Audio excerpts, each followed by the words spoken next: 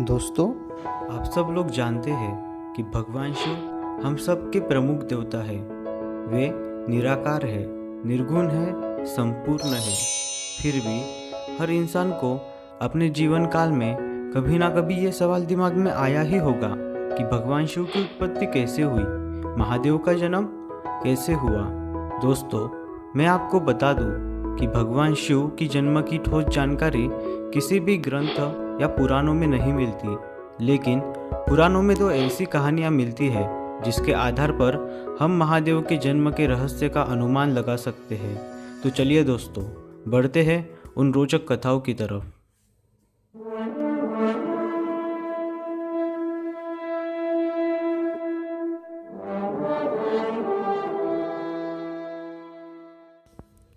दोस्तों, हम सब लोग जानते हैं कि भगवान शिव निराकार स्वरूप ईश्वर है, जिन्हें कोई अल्लाह कहता है तो कोई गॉड।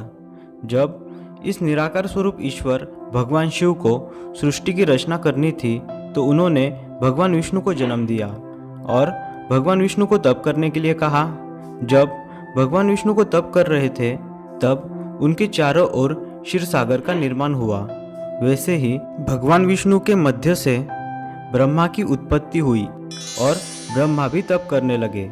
फिर कई लाखों करोड़ों वर्ष बीत गए और जब भगवान विष्णु और ब्रह्मदेव की आँख खुली तब दोनों में इस बात को लेकर बहस शुरू हो गई कि उन दोनों में से कौन प्रथम इस संसार में आया तथा उन दोनों में से सर्वश्रेष्ठ कौन है। विष्णुदेव का कहना था कि ब्रह्मदेव की उत्पत्ति उनसे हुई है, लेकिन ब्रह्मदेव ये मानने से इनकार कर रहे थे तथा वे विष्णुदेव से कह रहे थे कि विष्णुदेव की उत्पत्ति उनसे हुई है और वे ही सर्वश्रेष्ठ है। ब्रह्मदेव और विष्णुदेव की ये बहस इतनी बढ़ गई कि दोनों में युद्ध शुरू हो गया। विष्णुदेव और ब्रह्मदेव दोनों ही बहुत शक्तिशाली थे, इस कारण उनका यह युद्ध करीबन 10,000 वर्षों तक चलता रहा। जब भगवान विष्णु और ब्रह्मदेव का यह युद्ध रुकने का नाम ही नहीं ले रहा था तब भगवान शिव एक अनंत ऊर्जा के स्तंभ के रूप में उन दोनों के बीच प्रकट हुए और तभी आकाशवाणी हुई कि तुम दोनों में से जो कोई पहले इस ऊर्जा स्तंभ का आरंभ या अंत पालेगा वो ही सर्वश्रेष्ठ कहलाएगा।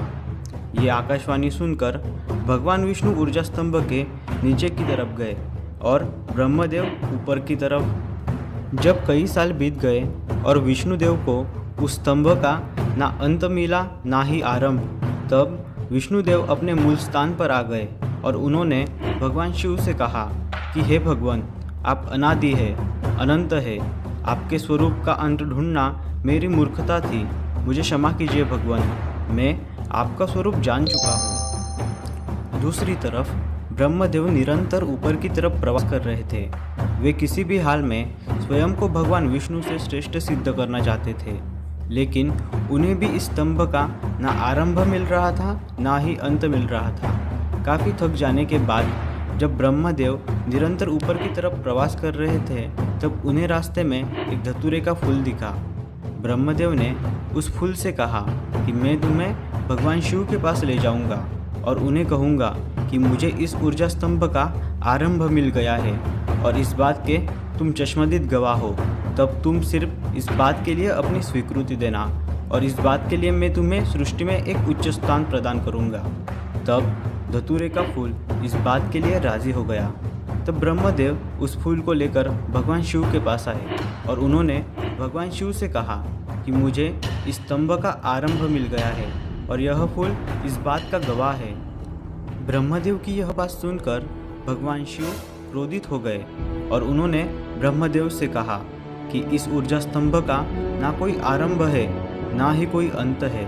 मैं अनंत हूँ, परिपूर्ण हूँ, चराचर हूँ, व्यापक हूँ, मैं ही संपूर्ण हूँ, मैं ही अपूर्ण हूँ, सत्य भी मैं हूँ, असत्य भी मैं हूँ, ज्ञान भी मैं हूँ, अज्ञान भी मैं हूँ, भाव भी मैं हूँ, अभाव भी मैं हूँ, शक्ति भी मैं हूँ, भक्ति भी मैं हूँ, जो कुछ भी नहीं है वो मैं हूँ और जो सब कुछ है वो भी मैं ही हूँ।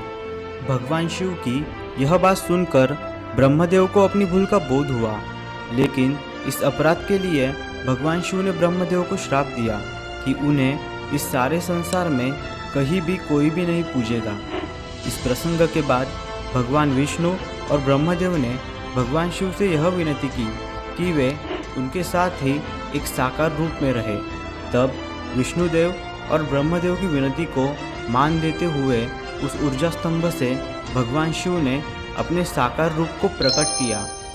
वैसे ही दोस्तों, पुराणों में और एक कहानी है जिसके अनुसार एक ऋषि ने महादेव से पूछा कि उनके पिता कौन हैं। तब महादेव ने जवाब दिया कि ब्रह्मदेव ही उनके पिता हैं। ऋषि ने फिर पूछा कि ब्रह्मदेव के पिता कौन हैं। तो महादेव ने जवाब दिया कि भगवान विष्णु ही ब्रह्मदेव के पिता है। इस जवाब के बाद ऋषि ने फिर से पूछा कि विष्णुदेव के पिता कौन हैं। तब महादेव ने बताया कि वे स्वयं ही विष्णुदेव के पिता है। महादेव की यह बात सुनकर ऋषि भ्रमित हो गए और ऋषि को यह बात समझ आ गई कि महादेव के जन्म का रहस्य जानना असंभव है। तो दोस्तों, आपको महादेव के जन्म से जुड़ी ये दोनों कहानियाँ कैसे लगी, ये प्लीज़ हमें कमेंट में बताइए। साथ ही साथ इस वीडियो को लाइक और ऐसी नई नई कहानियाँ सुनने के लिए हमारे चैनल को सब्सक्राइब करना मत भूलिए। धन्यवाद दोस्तों।